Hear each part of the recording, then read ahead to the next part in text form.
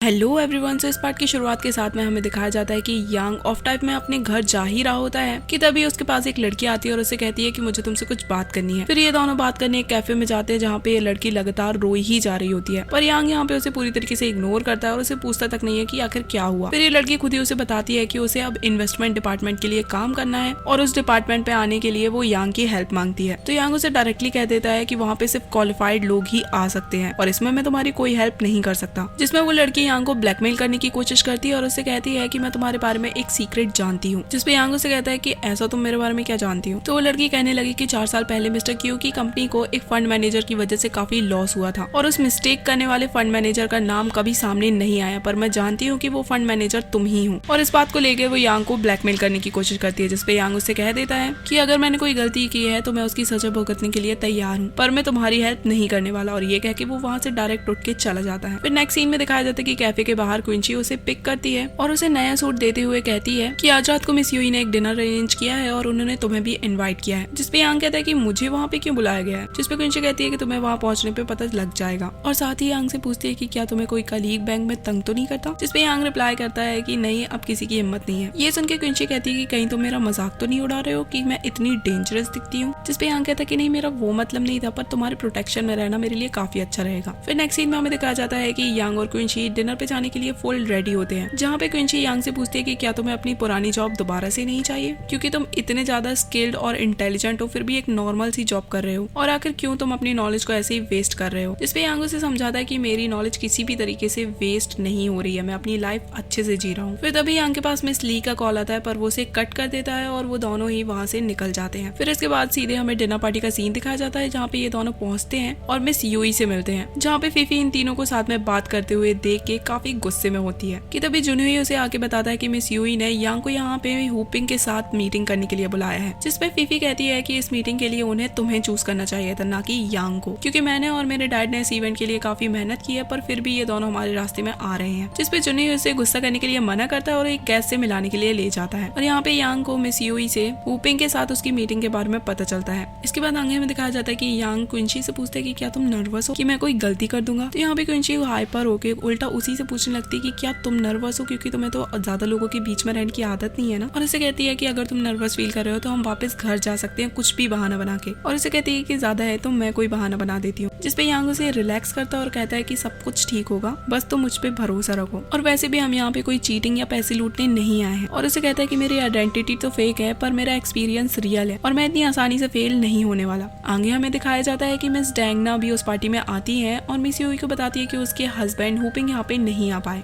क्योंकि उन्हें अचानक से कोई अर्जेंट काम आ गया था। और मिस यूई से कहती है कि आपने इतनी बड़ी डिनर पार्टी अरेंज की पर सब कुछ वेस्ट हो गया। जिसपे मिस यूई कहती है कि कोई बात नहीं, हम उनसे अगली बार मिल लेंगे। दूसरी ओर हमें यांग को दिखाया जाता है कि उसके सामने एक आदमी आता है और उसे देख के वो काफी शॉक्ड हो जाता है और उसे एक फ्लैशबैक याद आता है, जिसमें दिखाया जाता है कि मिस्टर क्यू उसे डांट रहे होते हैं कि अगर मैं तुम्हारी इस गलती के लिए मीडिया के सामने तुम्हारा नाम आने दूं तो तुम्हारा करियर बर्बाद हो जाएगा। और उसे कहते हैं कि आज से पहले हमारी कंपनी का इतना बड़ा नुकसान कभी नहीं हुआ और तुम्हारी एक मिस्टेक की वजह से हमें ये सब कुछ झेलना पड़ रहा है। ये सब सुनने के बाद यांग अपना रेजिग्नेशन लेटर दे देता है और वहाँ से जाने लगता है। तभी वहाँ पे एक एम्प्लॉय उससे आके कहने लगता है कि कितनी शर्म की बात है कि तुम ये जॉब छोड़ के जा रहे हो। और साथ ही उससे कहता है कि वैसे ये अच्छी ही बात है, क्योंकि हमने जो भी गलती की होगी उसके पीछे हम तुम्हारा नाम ही फंसा देंगे, क्योंकि वैसे भी तुम्हारी इमेज की धज्जियां उड़ चुकी हैं और हम उसे थोड़ा सा और खराब भी कर देंगे तो क्या फर्क पड़ता है, क्योंकि तुम तो यहाँ से जा ही रहे हो। ये सब सुन के यांग को बहुत गुस्सा आ जाता है और वो गुस्से में उसकी कॉलर पकड़ लेता है, पर वो एम्प्लॉय उसे कहता है कि मुझे इससे डराने की कोशिश मत करो, क्योंकि चारों तरफ कैमरा लगे हुए हैं और अगर तुमने गुस्से में आके मुझे मारा तो तुम्हारे लिए ही ये काफी बुरा होगा। फिर बैक टू प्रेजेंट पे दिखाया जाता है कि अभी जो यांग के सामने वो आदमी खड़ा हुआ है वो कोई और नहीं बल्कि वो सेम एम्प्लॉय है और इस बंदे का नाम वांग होता है, जो कि यांग के बारे में ऑलरेडी सब कुछ जानता है। फिर फाइनली हमें डिनर टेबल का सीन दिखाया जाता है, जहाँ पे सभी साथ में बैठे होते हैं और यहाँ पे वांग भी उनके साथ बैठा होता है। तभी मिस यूई से पूछती है कि क्या तुम यांग को जानते हो। जिसपे वांग उन्हें बताता है कि हाँ, हम एक दूसरे को काफी अच्छे से जानते हैं, क्योंकि हम पहले कलीग्स रह चुके हैं और हमें मिले हुए लगभग 5 साल हो चुके हैं, लेकिन ये अभी भी बिल्कुल वैसा ही दिखता है जैसे पहले दिखता था। फिर तभी फीफी वांग से पूछती है कि क्या मिस्टर क्यूई को भी जानते हैं। तो यहाँ पे वांग मिस्टर क्यूई के बारे में बताने लगता है और ये सब सुनने के बाद यांग काफी अनकंफर्टेबल फील करता है और यांग वहाँ से खुद को एक्सक्यूज करके वॉशरूम चला जाता है, जहाँ पे वो खुद को काम डाउन करने की कोशिश कर रहा था और उसे सारे पुराने फ्लैशबैक्स याद आ रहे थे। वही नेक्स्ट सीन में हम मिस ली को देखते हैं, जो कि यांग के घर के बाहर खड़े होकर उसे कॉल कर रही होती है और यांग के कॉल रिसीव ना करने के कारण वो उसके घर में जाती है और उसके डैड से मिलती है और उनसे कहती है कि मैं यांग की फ्रेंड हूँ और मुझे आपसे यांग के बारे में कुछ बात करनी है। वहीं यहाँ हमें डिनर पार्टी में दिखाया जाता है कि क्विंची के पास यांग का कॉल आता है और वो उससे कहता है कि मैं इस बार तुम्हारी हेल्प नहीं कर सकता हूँ और उसे बताता है कि मैं यहाँ से वापस जा रहा हूँ और साथ ही उसे लौटते वक्त ड्राइव करने के लिए मना करता है क्योंकि उसने काफी ड्रिंक कर रखी है। जिसपे क्विंची उसे पूछती है कि आखिर वो है कहाँ, पर यांग बिना कुछ कहे कॉल कट कर देता है। फिर हमें दिखाया जाता है कि क्विंची भी मिस यूई से एक्सक्यूज बना के वहाँ से निकल जाती है और यांग को लगातार कॉल कर रही होती है, पर यांग उसका कॉल नहीं रिसीव करता है। फिर तभी उसे ढूंढते हुए यांग उसे रोड के किनारे बैठा मिल जाता है। फिर वो उसके पास जाती है और उसे पूछती है कि आखिर हुआ क्या है,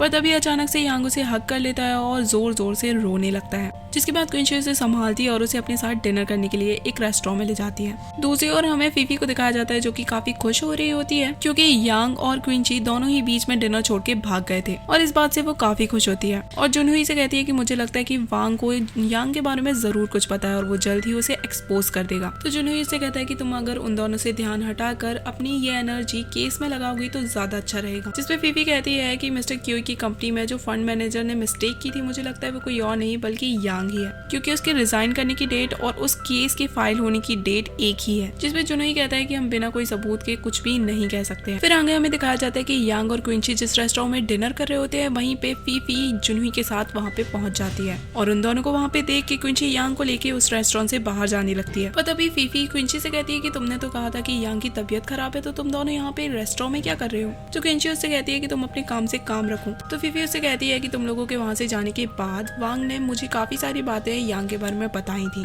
जो शायद यांग ने तुमसे अभी तक छुपा के रखी होंगी और अगर तुम मुझे डिनर पे इनवाइट करो तो मैं वो सारी बातें तुम्हें बता सकती हूँ। तो ये सुन के क्विंची कहती है कि अच्छा तो तुम फ्री का खाना खाने के लिए ये सब कुछ करती हो। फिर तभी एक वेटर के हाथ से क्विंची के ऊपर खाना गिरने ही वाला होता है, पर तभी जुनहुई बीच में आ जाता है और उसे बचा लेता है और इस वजह से उसका हाथ जल जाता है। फिर वो लोग घर जाने लगते हैं तो क्विंची उससे कहती है कि मैं तुम्हें हॉस्पिटल ले चलती हूँ, पर फीफी उससे कहती है कि तुम इससे जितना दूर रहोगी उतना ही अच्छा रहेगा। ये कह के वो जुनहुई को वहाँ से ले जाती है। फिर आगे हमें दिखाया जाता है कि क्विंची और यांग वापस घर जा रहे होते हैं जहाँ पे यांग क्विंची से कहता है कि अगर तुम उसे कॉल करना चाहती हो तो तुम उससे कॉल करके पूछ सकती हो क्योंकि मुझे लगता है उसका हाथ कुछ ज्यादा ही जल गया है। जिसपे क्विंची कहती है कि इसकी कोई भी जरूरत नहीं है क्योंकि वैसे भी मैं कल उससे कंपनी में मिल लूंगी। इस पे यांग उसे कहता है कि मुझे लगता है कि जुनहुई एक काफी अच्छा लड़का है और अगर तुम दोनों की शादी हुई होती तो तुम काफी खुश रहती उसके साथ। इस पे क्विंची उसे कहती है कि इससे कोई भी फर्क नहीं पड़ता है कि वो अच्छा है या बुरा क्योंकि अब मैं ऑलरेडी मैरिड हूँ। जिसपे यांग उसे कहता है कि पर ये तो एक फेक मैरिज है और अगर तुम दोबारा से उसके पास जाना चाहो तो मैं तुम्हें डिवोर्स दे सकता हूँ। तो क्विंची उसे कहती है कि नहीं, मुझे कोई भी डिवोर्स तुमसे नहीं चाहिए और वैसे भी हमने हमारी मैरिज का लीगल रजिस्ट्रेशन करा रखा है। तो यांग उसे कहता है कि उन लोगों को मुझ पे शक हो चुका है और मैं कभी भी एक्सपोज हो सकता हूँ। तो क्विंची को यहाँ पे अपनी गलती का एहसास होता है और वो यांग से कहती है कि मैं कुछ ज्यादा ही सेल्फिश हो गई थी, मुझे तुम्हें उस पार्टी में लेके ही नहीं जाना चाहिए था और मेरे इस सेल्फिश बिहेवियर के चलते तुम भी उस इंसान से मिलना पड़ा जिससे तुम कभी नहीं मिलना चाहते थे और तुम भी मुसीबत में पड़ गए। तो यांग उसे कहता है कि कोई बात नहीं, मुझे इससे कोई फर्क नहीं पड़ता है। तो क्विंची उसे पूछती है कि अगर तुम्हें कोई फर्क नहीं पड़ता तो तुम इस तरीके से पार्टी में से क्यों आ गए थे। तो यांग इसका कोई भी जवाब नहीं देता है और उसकी आंखों से आंसू आ जाते हैं। फिर तभी हम फीफी और जुनहुई को देखते हैं जहाँ पे जुनहुई उसे वापस घर जाने के लिए कहता है। तो फीफी उसे कहती है कि मैं यहीं पे रुक के तुम्हारी केयर करूंगी और उसे बताती है कि मैं क्विंची को अब ज्यादा दिन तक उस कंपनी में नहीं रहने दूंगी। तो जुनहुई यहाँ पे उसे कहता है कि आखिर तुम क्विंची की वजह से इतनी अपसेट क्यों हो रही हो, वो तो अब ऑलरेडी मैरिड भी है। तो फीफी कहती है कि मुझे पता है कि तुम अभी तक उसे भूल नहीं पाए हो और वो अभी भी तुम्हारे दिल पे राज करती है और साथ ही उसे कहती है कि तुम्हें एक बार मेरे बारे में भी सोचना चाहिए और तुम्हें मेरी फीलिंग्स के बारे में भी सोचना चाहिए। अगर तुम इसी तरीके से उसके लिए केयर दिखाते रहोगे तो मैं ज्यादा दिन तक ये सब कुछ सहन नहीं कर पाऊंगी। ये कहकर वो वहाँ से चली जाती है। वहीं दूसरी ओर यांग और क्विंची को देखते हैं जो कि वापस घर जा रहे होते हैं और यांग यहाँ पे क्विंची को अपने पास्ट के बारे में बताने लगता है कि जब वो कनाडा से अपनी जॉब छोड़ के आया था तो वो 2 महीने के लिए घर पे रुक के ही जॉब ढूंढने लगा, लेकिन बदकिस्मती से किसी भी कंपनी ने उसे हायर नहीं किया क्योंकि मिस्टर क्यूई ने उसे धमकी दी थी कि अगर वो उनकी कंपनी छोड़ के गया तो वो उसे किसी भी कंपनी में काम नहीं करने देंगे। और इस सब चीजों को झेलते हुए वो 1 महीने तक अपने रूम से बाहर तक नहीं निकला था। लेकिन उसके बाद उसकी मॉम उसे फोर्स करने लगी थी कि उसे जॉब करनी चाहिए। आखिर वो ऐसे कब तक पड़ा रहेगा अपने रूम में और आखिर वो कब तक उसका खर्चा उठाएंगी और इस तरीके से उसे सपोर्ट करती रहेंगी। जिसपे यांग कहता है कि मैं आपको इस घर में रहने का रेंट भी पे करूंगा और एक जॉब भी करूंगा, लेकिन मैं किसी